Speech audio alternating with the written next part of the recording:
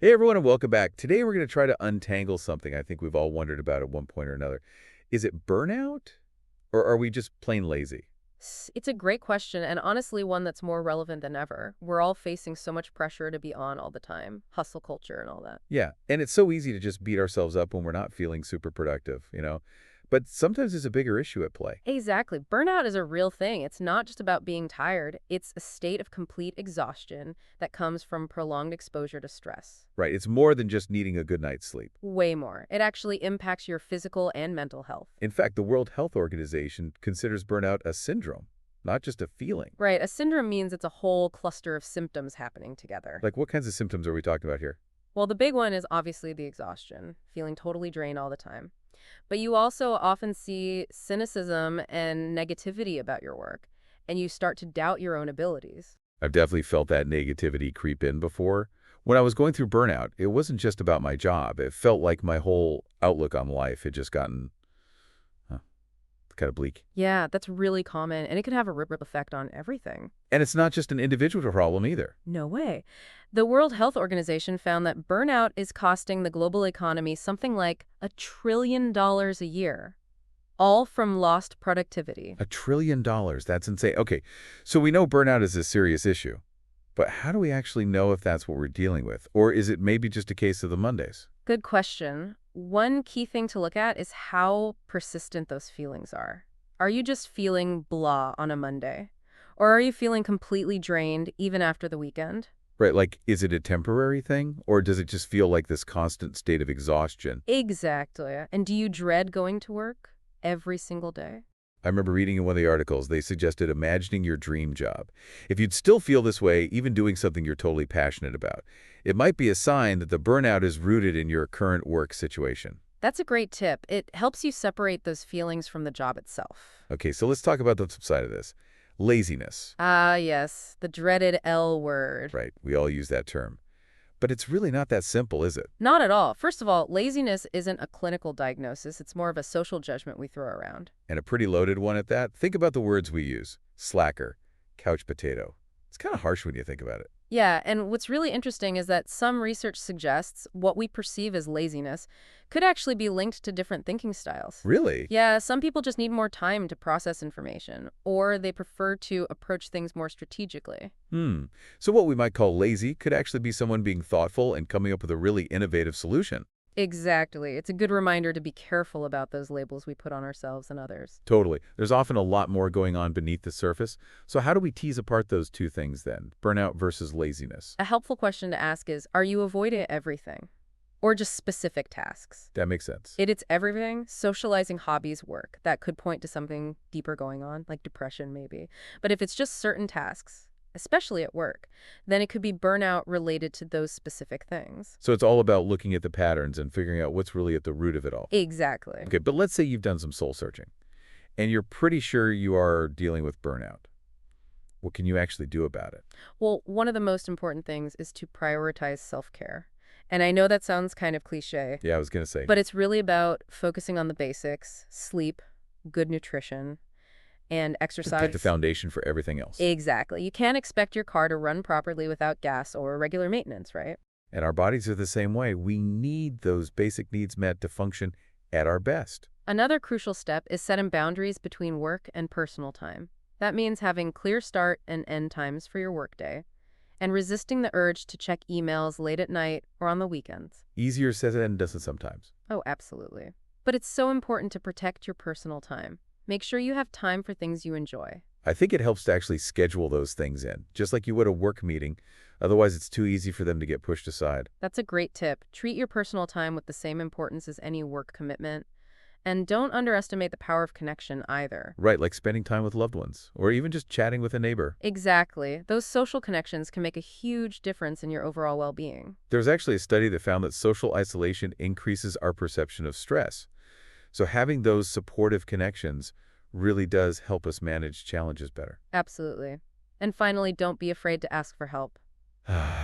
This is a big one. Yeah, whether it's talking to a friend or family member, or seeking professional help from a therapist, reaching out is a sign of strength, not weakness. It's like that saying, you don't have to go through it alone. There are people who care and want to help. Right. And sometimes just talking things through can make a world of difference. Now, all of this focuses on what individuals can do, but burnout isn't always just a personal problem, right? You're right. It can also be a sign that something is off in the workplace itself. So sometimes it's a systemic issue. Exactly. One of the articles we read mentioned a Gallup poll. They asked employees about the top causes of burnout, and it's interesting how many of them point to issues within the workplace, not just individual shortcomings. Yeah, let's take a closer look at those because they can offer some valuable insights for employers. The number one cause they found was unfair treatment at work. So feeling undervalued or disrespected. Exactly. And like your contributions aren't being recognized, that can be incredibly demoralizing and stressful. Yeah, it's like that feeling of being invisible or taken for granted. Definitely not motivating. The second biggest cause was unmanageable workload. So basically grounding in tasks and deadlines. Yeah, and when that happens, it's a breeding ground for burnout. It's like trying to juggle flaming torches while riding a unicycle. Eventually, something's got to give. The third cause was a lack of role clarity. So not being clear on what your responsibilities are. Exactly. Or what's expected of you, or how your work fits into the bigger picture. That can lead to a lot of confusion and anxiety. For sure. It's like being given a jigsaw puzzle but without the picture on the box. That's a great analogy. How are you supposed to know where the pieces fit? The fourth cause was a lack of communication and support from management. Right, so feeling isolated or ignored, or like you have nowhere to turn when you need help. It's like being in a boat with a hole in it and no one throwing you a life preserver. Exactly. And the fifth cause was unreasonable time pressure. Ah, yes, the dreaded deadlines. Being constantly pushed to meet unrealistic deadlines without enough resources or support, that can be incredibly draining. Like being asked to build a house in a day with just a hammer and some nails. Right, not exactly setting you up for success. So it's clear that employers have a huge role to play in addressing burnout.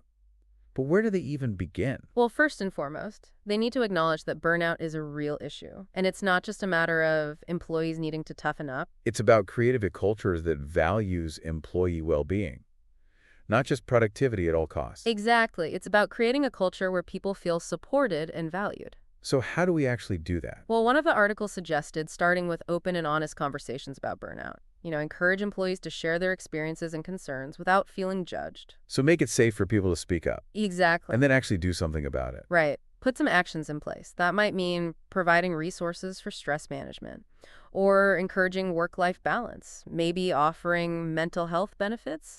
I read somewhere that it's important for managers to lead by example. Like if they're constantly working late and sending emails at all hours, it sends the message that that's what's expected of everyone. Totally. It's like anything else. If you want to create a culture of well-being, leaders need to walk the walk. So how can employers specifically address those 5 causes of burnout we talked about? Well, addressing unfair treatment starts with creating a culture of respect and appreciation. Have clear policies against discrimination and harassment, but also make a conscious effort to promote inclusivity. Make sure all employees feel valued and heard. So basically create a workplace where everyone feels like they belong. Exactly. What about unmanageable workloads? That one's tough, but employers need to be realistic about what their teams can actually handle. Maybe that means hiring additional staff, or reevaluating priorities, or giving people the training and tools they need to work more efficiently. One of the articles suggested doing workload audits to see how the work is actually distributed and identify where people are consistently overloaded.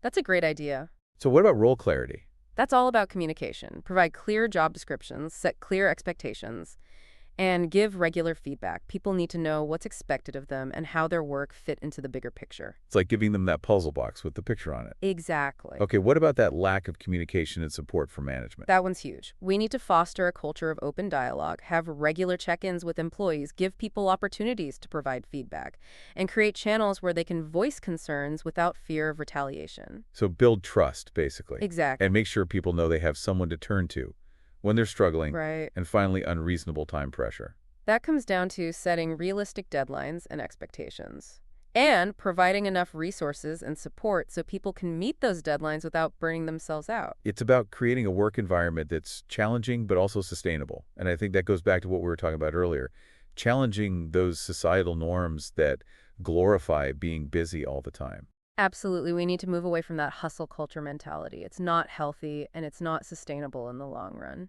We've talked a lot about burnout, But I'm curious to hear your thoughts on laziness. What are some of the common misconceptions or myths out there? Oh, there are so many. One of the biggest is that lazy people are just unmotivated or lack ambition. But as we've discussed, there might be other things going on, like different thinking styles or fear of failure, or even perfectionism, which can lead to procrastination. It's like assuming everyone runs the same race at the same pace, and they Exactly. all have different strengths and challenges. Another myth is that laziness is always a bad thing. Sometimes taking time to rest and recharge can actually boost your creativity and productivity. It's about finding that balance. Right. One of the articles call it strategic laziness, knowing when to step back or delegate tasks, or just say no to protect your time and energy. I like that. Strategic laziness? And finally, we need to debunk the myth that lazy people are just happy to sit back and let others do the work. That's simply not true. Most people want to feel valued and make a contribution. It just might need a little support or understanding. Exactly. Now, you mentioned perfectionism earlier. That's an interesting one because it can often look like laziness on the surface. Yeah, it's that fear of not being able to do something perfectly, so you just avoid doing it altogether. Right. And we have to remember that perfection is often the enemy of progress. Sometimes good enough is good enough. One of the articles suggested breaking down big tasks into smaller, more manageable steps to make them feel less daunting. That's a great strategy. It's about focusing on progress, not perfection. Okay, so another misconception is that laziness is a fixed trait, like you're either lazy or you're not. Right, but that's just not true. We all have days where we feel less motivated or productive. It's part of being human. And our energy levels naturally fluctuate throughout the day and week. Exactly. It's important to listen to our bodies and allow ourselves time to rest and recharge.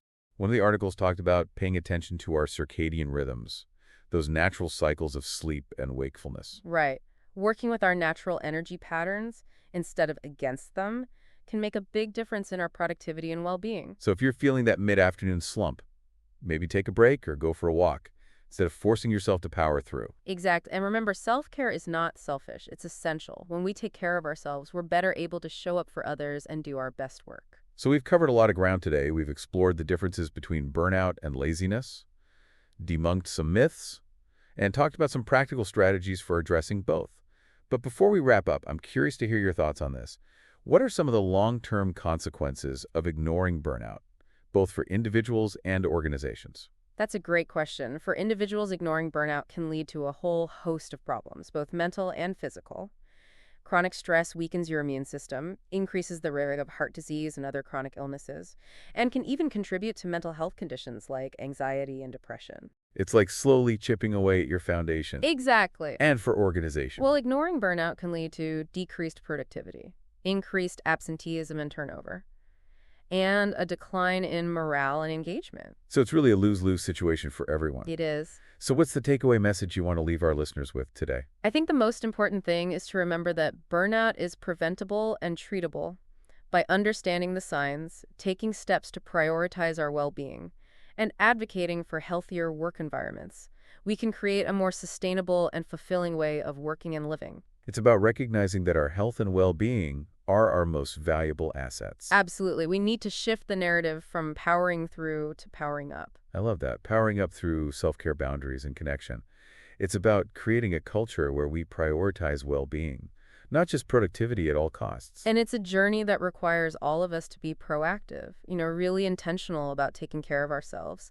Yeah, we've talked about a lot of individual strategies, but ultimately addressing burnout also needs systemic change. Absolutely. It's not enough to just tell people to practice self-care. We need to create work environments that actually support well-being. Right, like actually address those root causes of burnout we talked about. Yeah, unfair treatment, unmanageable workloads, lack of clarity, and support unreasonable time pressure. One of the articles called it shifting from a culture of burnout to a culture of well-being. I love that. And that takes commitment from leaders at all levels to really prioritize employee well-being, not much as a perk, but as a core value of the organization. So create a workplace where people feel valued, supported, and empowered to do their best work. Yes. Without burning themselves out. Exactly. And that's not just good for employees, it's good for business too. When people feel good, they're more engaged, more productive, more creative. So it's a win-win. Speaking of creating a culture of well-being, what are some tangible things organizations can do? Well, one thing that came up in a few of the articles was flexible work arrangements. Oh yeah, like remote work or flex hours. Exactly. Giving people more control over their time can make a huge difference. It shows that you trust your employees.